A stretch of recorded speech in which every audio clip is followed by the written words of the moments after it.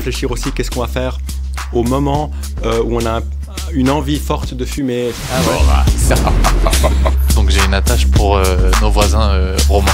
On appelle ça l'escroquerie, c'est mon métier. Je suis en bonne compagnie avec ça. Je suis Comore, vendeur de drogue. Philippe Morax qui arrive dans votre rêve. C'est ce... Ça va donner de la peine. presque me faire oublier qu'il est 7h. L'invité du matin.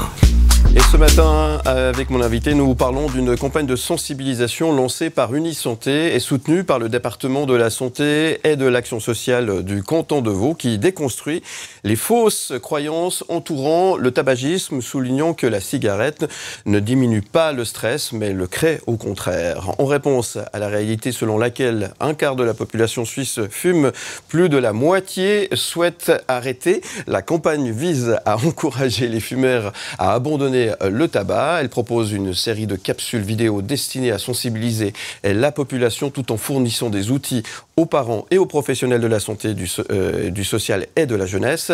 La campagne se concentre sur la déconstruction des freins à l'arrêt du tabac et sur la sensibilisation aux risques, favorisant ainsi la santé publique. Je reçois ce matin sur le plateau Luc Lebon. Bonjour, vous êtes responsable du secteur prévention pour Unisanté et vous êtes en campagne, si je puis dire, contre le tabac en ce moment. Bonjour et bienvenue, merci d'être avec nous ce matin. Bonjour. Ça va, j'ai pas dit de bêtises? Non, c'est tout à fait juste. C'est tout à fait juste. Hein. Ouais. Vous avez produit des petites vidéos pour sensibiliser, parce que l'idée c'est ça, c'est sensibiliser les gens, et on a des idées préconçues qui ne sont pas forcément celles qu'on imagine. Hein.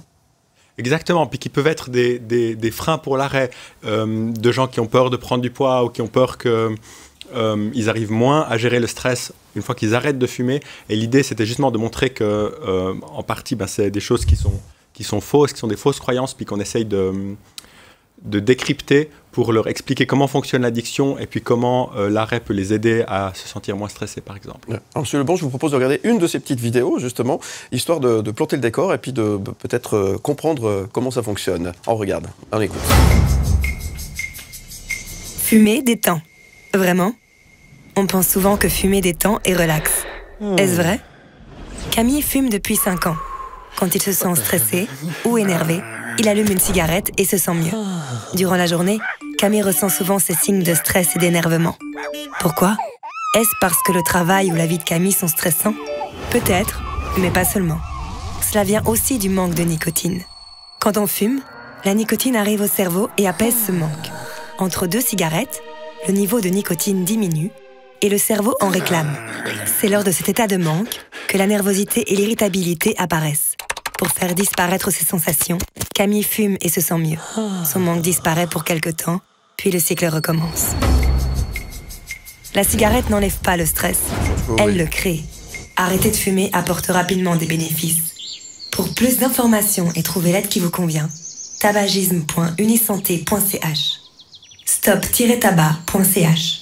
Voilà à quoi ressemble cette campagne. Hein. L'idée, c'est vraiment de sensibiliser et déconstruire des idées préconçues, hein, vraiment. Hein. Exactement. Puis ça, c'est une des vidéos qui s'adresse au grand public, donc à toute personne fumeuse ou qui a des proches qui fument et qui seraient intéressés à mieux comprendre, puis on essaie de les motiver à arrêter. Et puis on a fait une autre série de vidéos qui s'adresse aux professionnels, pour leur montrer que les gens qui travaillent dans la santé, ça veut dire les médecins, mais pas seulement, aussi des gens qui sont peut-être physio, infirmiers ou autres, ou des gens qui travaillent dans le social ou dans l'éducation, qui ont aussi un rôle d'en parler avec leurs patients, leurs bénéficiaires. Et puis le fait qu'ils en parlent, même si c'est brièvement, ça va encourager les gens à arrêter, puis ça a un effet sur la santé. On suggère plus qu'on fait peur, c'est ça? C'est simple l'idée, c'est de reproposer finalement, parce que là, souvent, sur les paquets de cigarettes, c'est marqué « fumez-tu hein, ». C'est très agressif comme campagne finalement anti-tabac. Mais finalement, est-ce que ça marche vraiment, ce genre d'information? Est-ce que justement, votre façon de faire est une manière plus légère, peut-être? Pardonnez, c'est pas Oui. mais... probablement que c'est bien qu'il y ait les deux, c'est-à-dire les avertissements sur les paquets, c'est aussi quelque chose qui est efficace, mais peut-être plus pour éviter que les gens commencent, pour montrer, par exemple, aux enfants que c'est pas du tout un produit normal, plutôt que pour encourager les gens à arrêter.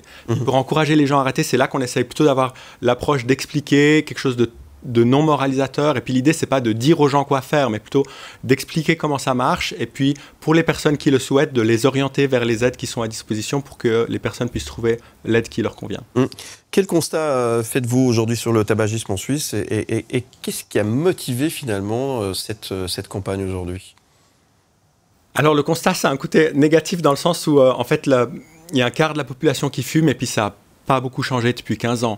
Et puis l'idée, c'est justement qu'on aurait besoin de nouvelles mesures comme des campagnes comme celle-là et puis surtout des mesures structurelles de réglementation, par exemple l'interdiction de publicité pour laquelle la population a voté pour il y a 2 ans et qui devrait venir dans quelques années. Ça, c'est des mesures qui peuvent avoir un effet large sur le pays puis qui pourraient permettre de diminuer la proportion de personnes qui fument. Mais ce que vous êtes en train de dire, c'est déjà le cas, c'est déjà interdit de communiquer. La publicité sur le produit, elle existe aujourd'hui encore ? Oui. Pour le moment, au niveau fédéral, c'est interdit uniquement à la télé et à la radio. D'accord. Il va y avoir une nouvelle loi qui arrive cette année qui va interdire les échantillons gratuits puis la pub dans l'espace public, donc les affiches, pour les cantons où c'est encore autorisé. Mais ça permet toujours la publicité dans les festivals, dans les journaux, sur Internet. Et puis, c'est là où il y a le plus de jeunes qui sont touchés. Effectivement. Cette campagne Unisanté a démarré il y a quand même quelques temps déjà. Vous avez déjà un retour, des effets qu'est-ce que vous constatez aujourd'hui avec un tout petit peu de recul? Alors, on l'a lancé en décembre, notre série de capsules vidéo. Ouais. On n'a pas encore eu beaucoup de retour du grand public, par exemple, mais nos collègues, en tout cas, ils étaient intéressés à la partager dans leur réseau, puis ils trouvaient que c'était un outil intéressant parce que justement, c'est court, c'est positif, puis c'est un langage simple qui peut être compris par tout le monde. Ouais. Ah ouais. Ça va donner de la peine. Presque me faire oublier qu'il est 7h. L'invité du matin. Mon invité ce matin, Luc Lebon, responsable du secteur prévention pour Unisanté, et vous êtes en campagne ce matin, je le disais, enfin pas que ce matin d'ailleurs, ces jours-ci, pour dire non au tabac. Et ces grandes résolutions pour l'année 2024, c'est toujours là, on se dit, ouais, dès le janvier, j'arrête de boire, je diminue, je fais un petit peu de sport, je vais peut-être arrêter de fumer. Je m'adresse bien sûr à celles et ceux qui fument, qui ont peut-être envie effectivement d'arrêter de fumer, et ça fait partie de peut-être ces grandes résolutions. Vous avez peut-être des conseils à nous donner ce matin, Luc Lebon. Luc Lebon, permettez-moi ce jeu de mots facile. Le bon conseil, c'est quoi?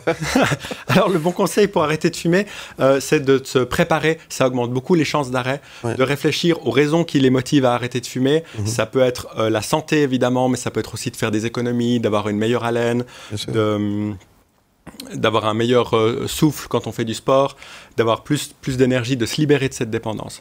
Donc, réfléchir aux raisons. Puis, c'est aussi un changement d'habitude, de réfléchir qu'est-ce qu'on va faire au moment où on fumait pour éviter de retomber dedans. Et donc, si on buvait un café avec la cigarette après le repas, peut-être sortir de table puis faire autre chose à la place.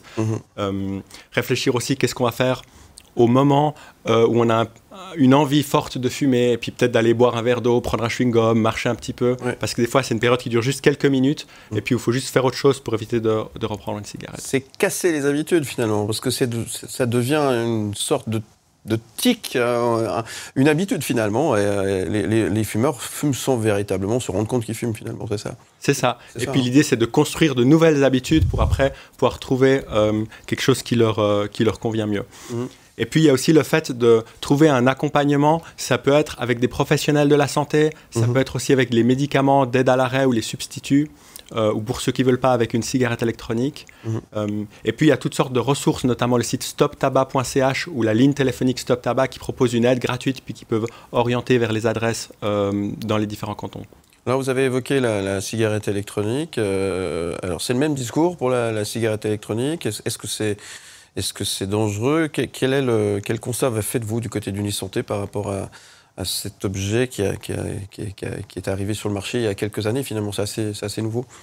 Oui, ça fait une dizaine d'années, donc on a des études qui arrivent petit à petit, mais on ne connaît pas encore tout. On reste prudent. L'idée, c'est de recommander en priorité les médicaments d'aide à l'arrêt, mais après, pour une personne qui souhaiterait arrêter avec la cigarette électronique, c'est possible. Ce qu'on va recommander, c'est d'arrêter complètement la consommation de tabac pour consommer que la cigarette électronique. Et puis là, il y a probablement une réduction des risques, et puis on peut réduire progressivement la dose de nicotine jusqu'à arrêter complètement. Ça fonctionne? c'est quelque chose qui fonctionne. Il y a beaucoup d'études qui ont été faites avec la cigarette électronique pour l'aide à l'arrêt, c'est quelque chose qui fonctionne. Oui. Alors, ça, c'est l'aspect qui s'adresse à toutes les personnes qui ont envie d'arrêter. Au niveau préventif, qu'est-ce qui est fait? Notamment, je parle aux écoles. Est-ce qu'il y a une approche qui est faite justement dans les écoles? Parce que finalement, la personne qui commence à fumer assez jeune. Et c'est là le problème finalement aussi. Hein. Au niveau préventif, qu'est-ce qui est mis en place aujourd'hui? Alors, il y a différentes choses. Il y a ce qu'on appelle la prévention comportementale, c'est d'aller auprès des gens où on va effectivement dans les écoles qui en font la demande. C'est-à-dire, on ne va pas dans toutes les écoles, mais on a chaque année peut-être une cinquantaine d'interventions dans les classes. Et puis, on va aussi intervenir auprès des professionnels de la santé pour les former, puis qu'ils soient outillés pour orienter les personnes qu'ils accompagnent. Et puis après, il y a aussi la prévention qui permet de toucher tout le monde à la fois. C'est ce qu'on appelle les environnements favorables à la santé. Et puis c'est par exemple, on en parlait tout à l'heure, d'interdire la publicité pour le tabac. La population a voté pour, maintenant il va falloir le mettre en œuvre. Ça, c'est des mesures qui permettent de protéger tout le monde et qui sont très efficaces. Ouais. Il y a une des vidéos, si je crois ne pas me tromper, qui s'adresse aux parents. Hein. Aussi, ça c'est important, c'est le message que les parents peuvent renvoyer à leurs enfants. On revient au côté éducatif, hein, finalement. Ça, c'est important. Oui, tout à fait, parce que les parents, ils ont un rôle important. On sait que si les parents fument, il y a plus de risques que les enfants fument aussi. Et puis, c'est une personne importante de référence pour les enfants. Donc, c'est bien qu'ils puissent en parler, montrer qu'ils s'intéressent à leurs enfants, à ce qu'ils font dans leur temps libre, et puis essayer d'avoir une approche non jugeante pour plutôt parler en jeu. S'ils s'inquiètent, dire « je m'inquiète » plutôt que dire « tu es irresponsable » par exemple. Et puis, de questionner aussi différents aspects du tabac. Parce que les jeunes ne vont pas être très sensibles à l'aspect santé, ça leur paraît lointain. Mais il y a des choses plus directement qui vont les concerner, comme le fait que ça coûte cher, que c'est une dépendance, que c'est une pollution pour l'environnement. Et ça, c'est des choses dont ils peuvent discuter aussi. Ouais, c'est quelque chose, effectivement. Donc, il faut pouvoir aborder, j'ai envie de dire presque sans tabou, finalement. Il faut oser parce que ça peut être tabou, hein, d'une certaine manière. Oui, c'est vrai. Des fois, on n'ose pas aborder ça, alors que justement, les gens s'attendent à ce qu'on en parle, et c'est important de le faire. Ouais. Alors, c'est 5 messages clés, hein, en quelque sorte, que vous proposez. Stop donc aux fausses idées et aux fausses croyances, hein, sur le tabac. Fumer ne détend pas. On le précise. Fumer reste dangereux. C'est important aussi de le rappeler. L'arrêt du tabac ne provoque pas la prise de poids, c'est juste? C'est ça, c'est pas automatique. Ça arrive que les gens prennent du poids quand ils arrêtent. Et puis même si c'est le cas, les études montrent qu'il vaut mieux prendre 1 ou 2 kilos et arrêter de fumer. C'est bien meilleur pour sa santé que continuer à fumer. Oui. Mais surtout, il y a des choses qu'on peut faire contre ça, d'utiliser des substituts nicotiniques, de faire attention à son alimentation et de bouger un peu plus. Ça permet de garder la forme lors de l'arrêt. Voilà. Alors ces vidéos justement préventives, vous savez qu'on peut les consulter. Il y a une adresse internet, ça, que vous pouvez peut-être nous communiquer?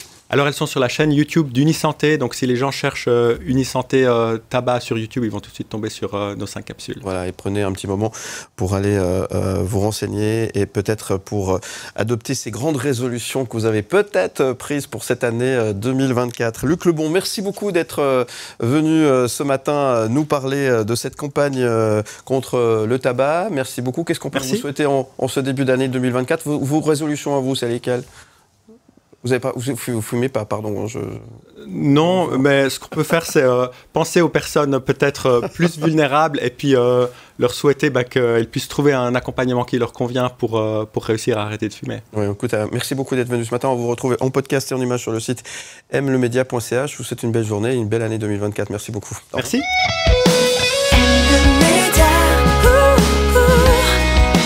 M le Média.